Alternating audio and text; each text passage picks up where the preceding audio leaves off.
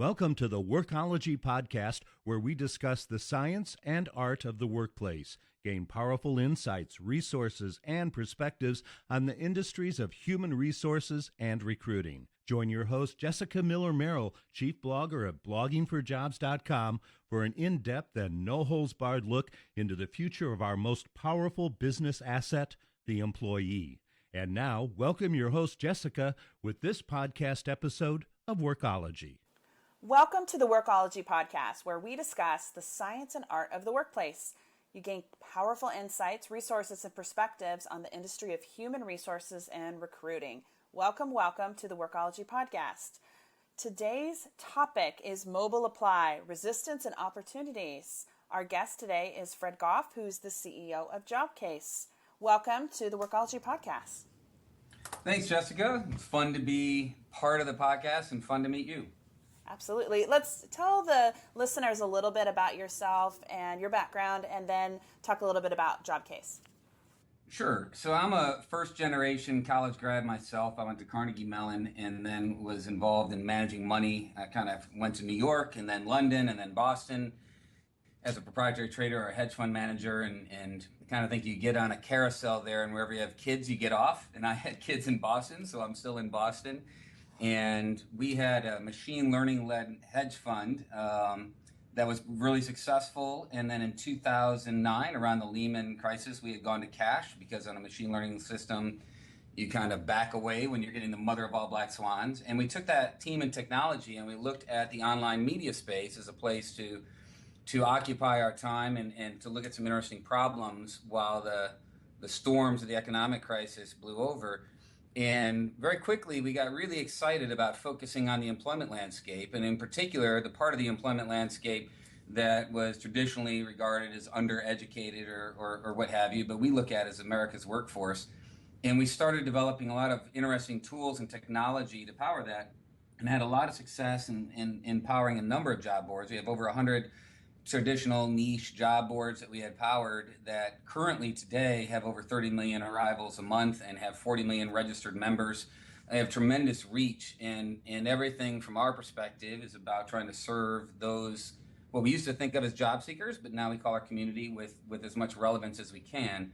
And then about a year ago, we focused on, well, if we're really going to focus on a strong service to a population that we think is underserved by some great companies. Like, I think LinkedIn does a fabulous job of serving people with a traditional college degree and traditional chronological background, but what about everybody else? And that's JobCase. So it's the only social media platform dedicated to empowering America's workforce.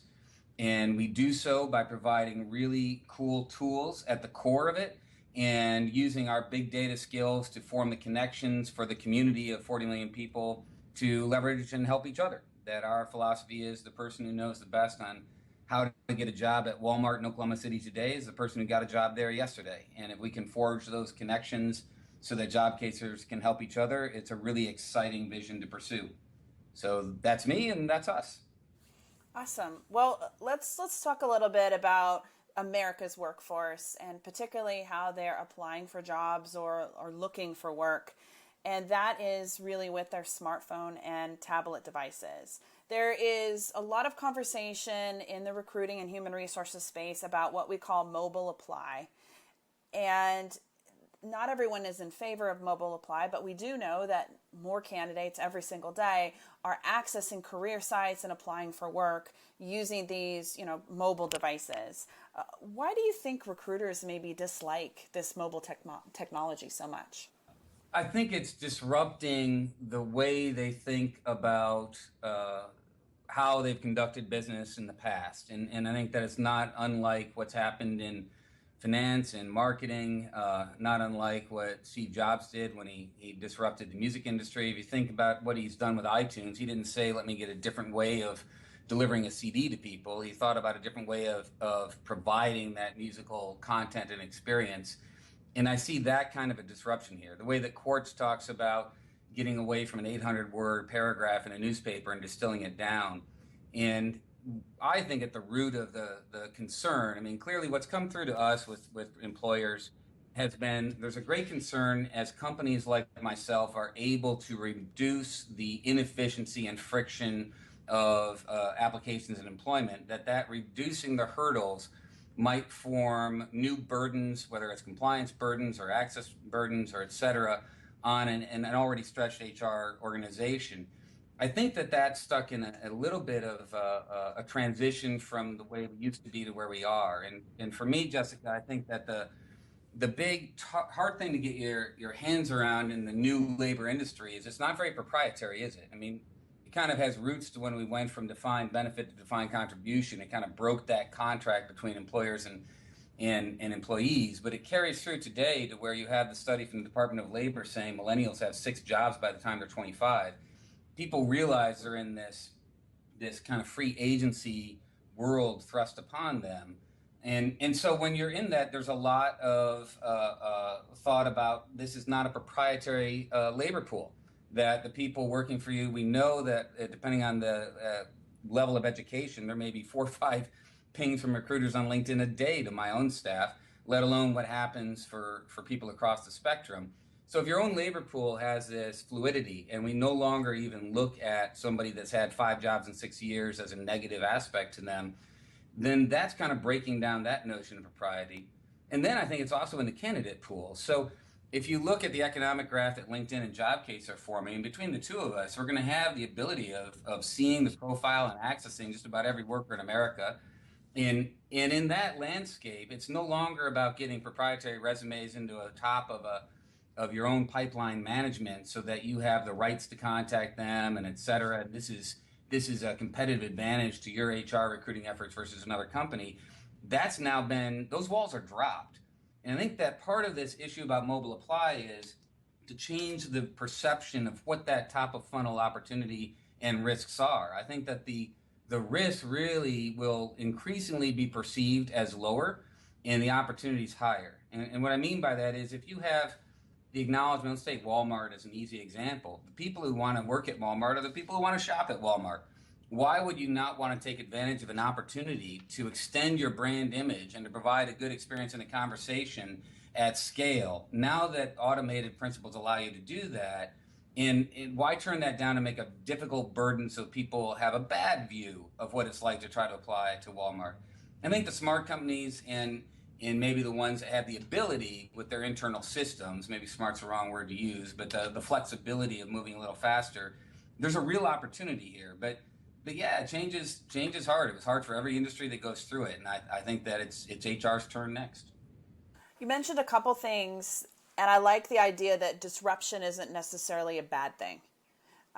And I think that's important to talk about when we talk about the speed at which candidates are, like you mentioned, looking for work. People are getting messages, recruiters are calling, they're sending emails.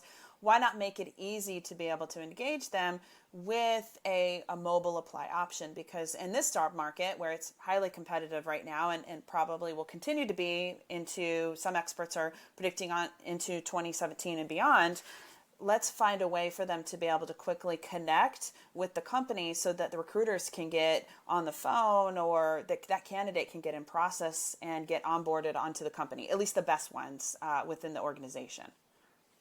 Yeah, I mean, you're spot on. There's always tremendous opportunity, and I think so here more than ever.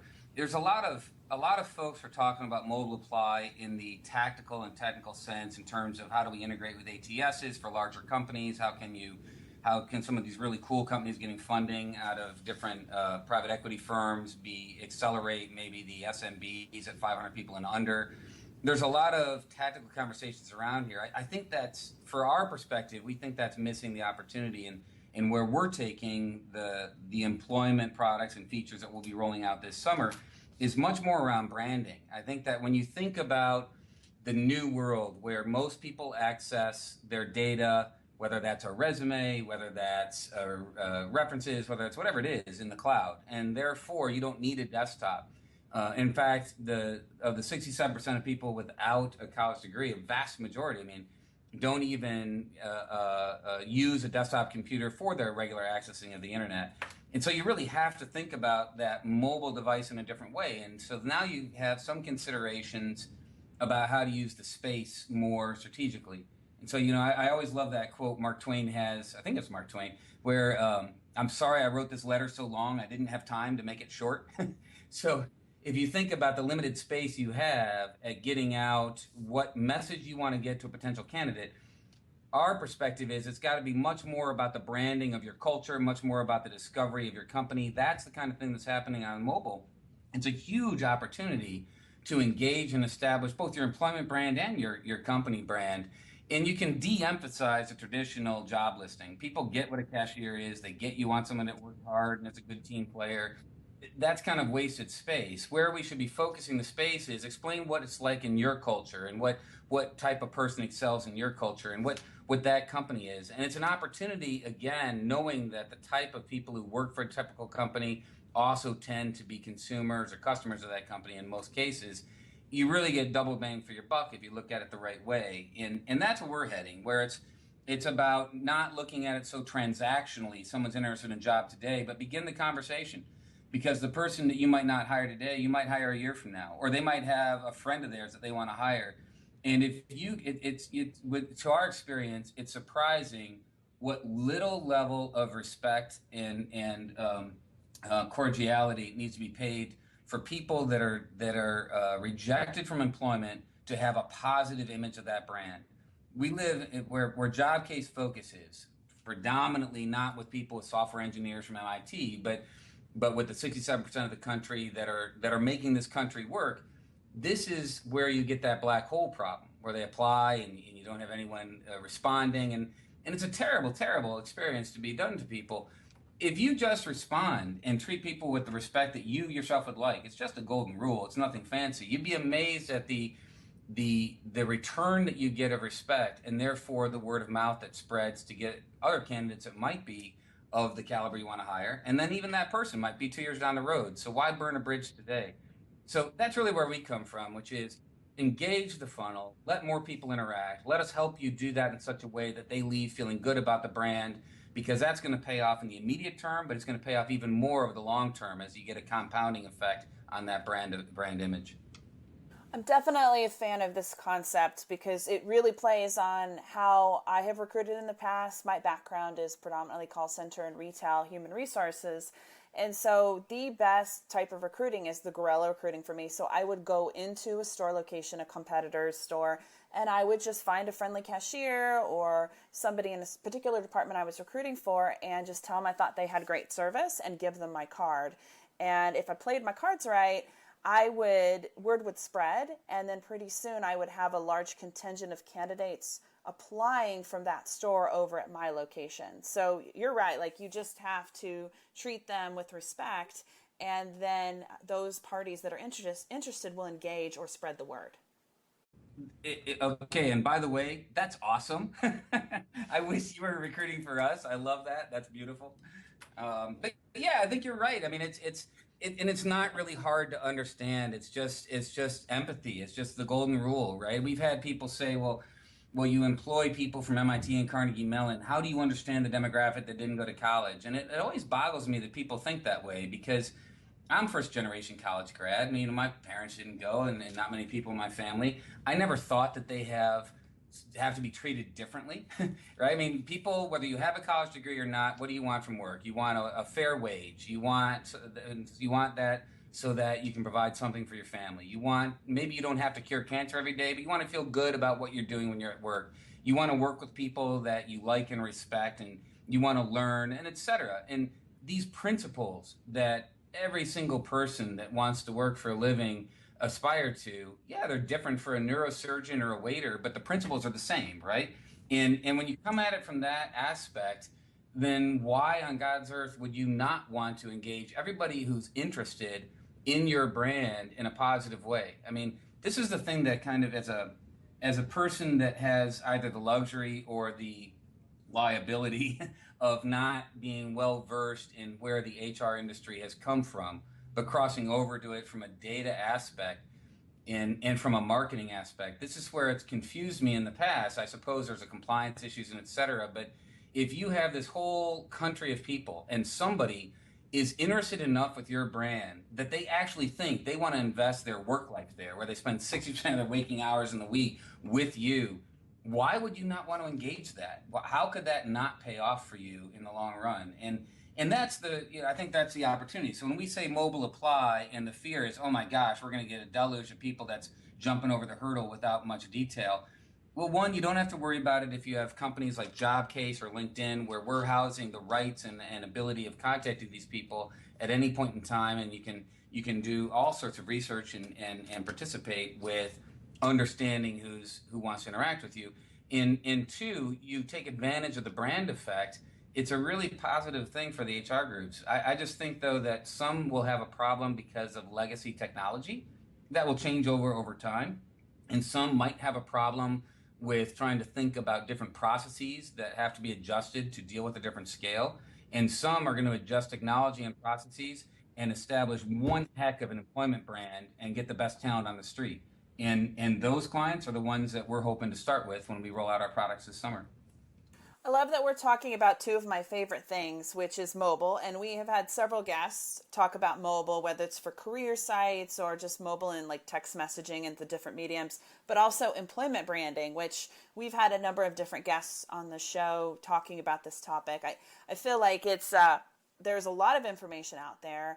It's still in early sort of development stages, and there's a lot to be discussed. So mobile and employment branding, I definitely think that's something that we should be considering. And as you're saying, it's really important to choose your messaging because you're limited to a small space. Mm-hmm. And that is maybe hard when we think about job postings of old that are, they're novels almost. I think they are. I actually have this, it's even, I would confess, an internal discussion that goes on. I mean, right now, if you go to all the job listings, we're enjoying an awful lot of success right now, and it's a lot of fun, and it has its challenges, but we must have, I don't even know, there must be 20 job openings on my own site just on the end, and if you go to it, you just get a title. And my own HR or talent acquisition group, we call it, was arguing for descriptions, and I'm saying, look, they just focus on what the about us is. People get... Anybody who wants to be applied to a senior Java engineer gets what a senior Java engineer does. Anybody who wants to be account manager gets an account manager. I'm not saying there are some positions that don't require further details, right? You have a machine learning scientist, or I'm sure different kinds of waiter. This is not a one rule fits all, but most of the time, I mean, just look at most of the listings on Indeed and click into them, and you roll your eyes, right? I mean, who's not going to say they're a team player? Who's not going to say they're really hungry and hardworking? Who's not? And so pretty soon you realize a lot of these descriptions are written because someone was told, write a job description, not thinking about the person reading it. Is this really helping them or not? And if you think about most job descriptions, wouldn't it be cool if you look at it this way? I think that if everybody working in this country, if you could put them in like one of those little kid sieve where you shake it and the marbles go in the right spots, if we could get all the people with the skills to fit the right culture for the place that works for them, think about the productivity burst we'd have in this country. And that's really the big thing. It's not about whether you're have skills as a waiter or skills as a software engineer or skills as a salon, a hair cutter, or whatever, a construction worker, whatever it is. Mostly your success is going to be determined by, did you find the right group where your work style, your level of commitment, and et cetera, is in sync with those around you so that the team's in order. And that's where I think you get the biggest bang for the buck for where you use that real estate, because the rest of it is usually pretty obvious what it does to those who have the capabilities of doing it. Two things I'm thinking of as you're kind of talking about this is a fundamental shift. You're asking people to hire based on job fit or culture fit versus necessarily qualifications. Secondly, the job posting sort of dilemma, especially when you have an organization maybe that is really hell-bent on using acronyms and their sort of work speak within their own culture. Organizations are going to have to go beyond, senior engineer 4 of relations, whatever, and look at a series of job titles, and maybe they're outward facing, that sum up the job that they're promoting or trying to hire for. Yeah, it's a good point. I think, though, when we think about our own hiring, so I have, as you had pointed out to me in an earlier conversation, it's an interesting perspective because I spend my professional life right now, measuring success one person at a time, that we help increase the earnings. It doesn't always mean you get a new job. Job Case is about a community that helps each other maximize their work and volunteer life. So a lot of it is about how to get a promotion, how to get a raise, and et cetera. That's really where we're focused. But with regard to the transactional changing of jobs that we're discussing here in applications, I have the benefit of wearing two hats. We're an employer that's tripled our workforce in the last year in a very competitive area, Kendall Square, MIT, high-tech labor. And I'm also serving the matchmaking process for over 1.3 million people a day on sites that we power. And with, as we sit here, we'll send over 1 million career alerts in the half hour you and I are talking alone. So we have an interesting perspective on that. And I definitely say that where we're heading to in terms of how people recruit is definitely around what you're saying, where some people have a specific requirement, you hire for general skills. That's the differentiator. Of course, you need the skills that are going to fit with you, but I think the differentiator of success come down to that, and that shift is the opportunity. Well, let's take a little bit of a reset. This is Jessica Miller-Merrill, and you're listening to the Workology podcast powered by Blogging for Jobs. Today's topic is mobile apply, resistance and opportunity, and I have Fred Goff from Job Case with me. You can connect with Fred on LinkedIn. It's linkedin.com/Fred Goff, all one word, and that's FredGoff. All right, let's get back to business here. Hey, Jessica, my entire team would kick me in the shins if I don't try to chirp in and say you could also find me on jobcase.com/p/Fred.Goff. Oh, okay. We'll make sure to put that in, also link in there, because we want to promote the community that you're growing. So we don't want to just, that's kind of funny, I'm sending them to LinkedIn when you guys have your own community. So we'll make sure to include that. That's okay. I love LinkedIn. We don't have a direct overlap. We see us as a complement to your personal social media, the same way that LinkedIn is a great complement, but they just tend to focus on a different demographic in terms of who they serve really well. But so I'm happy to meet people in either place. Awesome. Well, let's talk about the cost of investment, maybe when it comes to mobile. Do you think at this point, kind of where we're at with the number of users who are relying on mobile, as you're saying, as maybe their main computer, is the cost of not adopting a mobile strategy, whether it's mobile apply or a mobile career site, is it greater? Is it riskier not to adopt a mobile now, or should they sort of take a wait and see approach? What are your thoughts?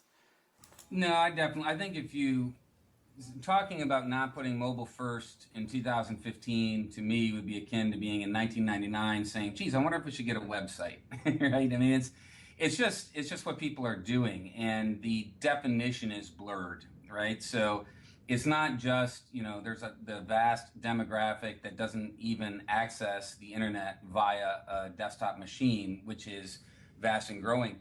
But that's the walls that define that. For a while, that was a demographic identification of who only uses a mobile phone. But that's really breaking down pretty dramatically right now. And I think that you're going to continue seeing even, and you see it today, what is the definition of mobile, right? So you've got, where does the tablet, when do you count it as a desktop, when do you count it as mobile? Now we have watch, now we have these other things.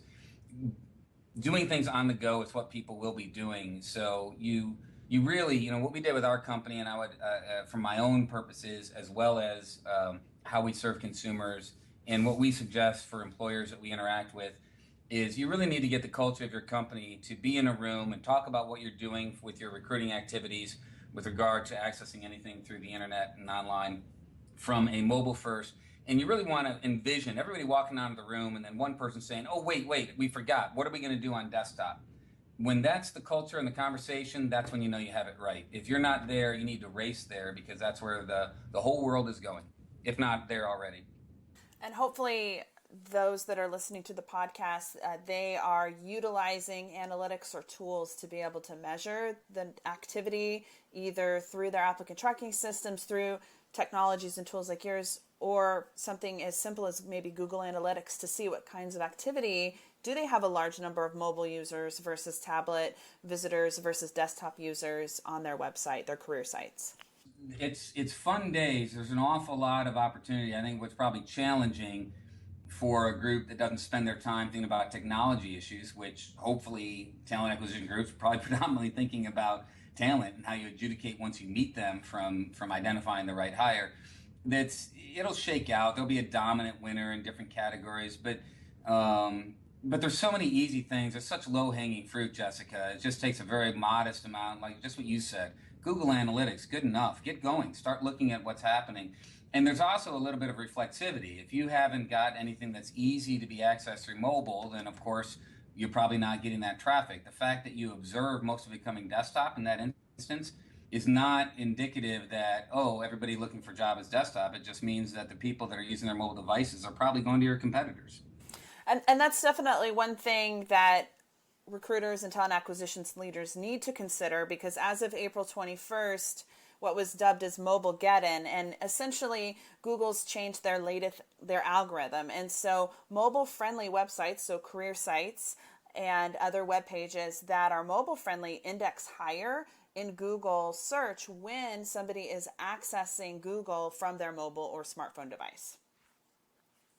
Yep, you'll continue seeing movements like that, and there's business reasons behind it. If you look at the earnings results of Google and others, it's not a hard call to figure out that your desktop search revenue is going to be decreasing and your share of mobile is going to be increasing, and you need to become more and more proficient at that. And so the entire architectural ecosystem around online activity is going to continue to reward those that make it a better experience for consumers on the go to access content, and there will be an implicit penalty for those that don't. It's just, I mean, like it's not really rocket science. I mean, just think about anybody that might be listening to this podcast. Think about the last week. How did you look up what movie was there? How did you look at Jessica's tweets this week? Did you go to a desktop or you put it on your phone? How do you just keep doing the how do you on your phone? And guess what? That's how people are looking for jobs too. It's just what we all do. Well, I can't wait to see some of the data that hopefully you'll be able to share that's coming from the launch and the activity, particularly with regard to mobile use and when's the best time for your community who's actively looking for jobs to be on your site, mobile, desktop, all these different things. I think it'll be extremely useful to this community of HR and talent acquisition professionals. I appreciate you saying it. It is. We are an industry affiliate partner of MIT CSAIL, the Computer Science Artificial Intelligence Lab, and we do collaborative projects because it's an awful lot of data, and they've got some smart people over there too, obviously. And it's really exciting. And for me, I have to say, I get a little kind of personal insight. I spent about 20 years managing money, and I've always been very metrics driven, but it's only in the last few years, and really it's accelerated with the launch of this social media platform, that success for us is really now measured one person at a time. And when we have somebody say to us they just got this job or they just got this promotion, and we're getting these feedback coming through to my case mail that's on the site, it's really exciting that this vision that we have is how can you use big data optimization to help each other. And it came from one of these conferences that I was sitting at, and it was almost offensive to me, Jessica, that people were talking about commodity labor. I thought, well, I never thought of my dad as commodity labor. He's my dad, right? I mean, why? And it's an easy thing to trip into. And all these conversations are about how can we use data to mine for this and how can we use data to mine for that. And it was a pretty simple thought for us. We said, well, what if we just wanted to use data to mine to help the community?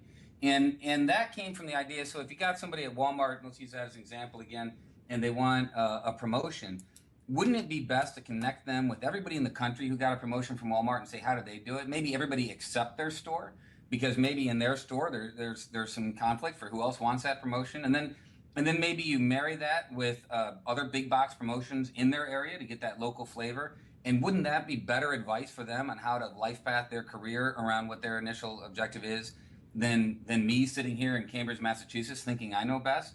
And once you go through that exercise, you realize about that crowdsourced wisdom that at any point in time, somebody's got the right answer, and it's going to hardly ever be top down. And so that egalitarian view, that sense that on Facebook you have 334 friends on average, last thing I read, and LinkedIn seems to have the bulk of the histogram, around 500 connections.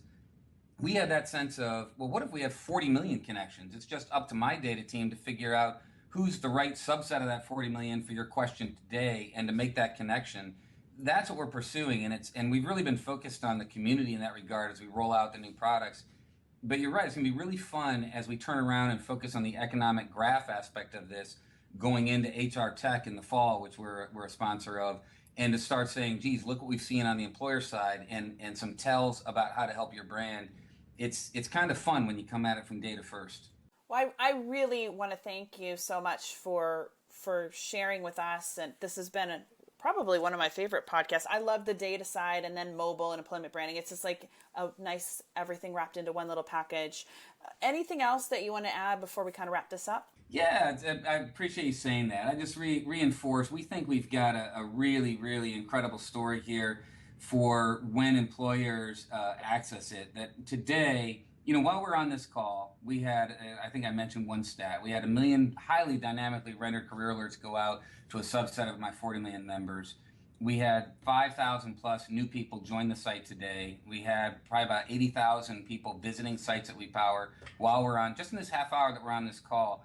We have tremendous reach and scale right now, but what's really exciting is thinking about how we're looking to empower people in their work life, this whole subset that we think has been underserved by companies that do a great job serving the traditional four-year educated. And so today we can help people access for applicants, but this summer, as we roll out some of the branding and some of the more mobile application to accessing this community, how great it would be to have employers participate in the community too with advice as well. And we're really excited about it. And I look forward to any of your podcast listeners to give us a buzz and talk about it. Well, thank you for everyone for joining the Workology podcast hosted by me, Jessica Miller-Merrill, where we discuss the science and art of the workplace, HR, and recruitment. Until next time, you can visit Blogging for Jobs to listen to all our past episodes.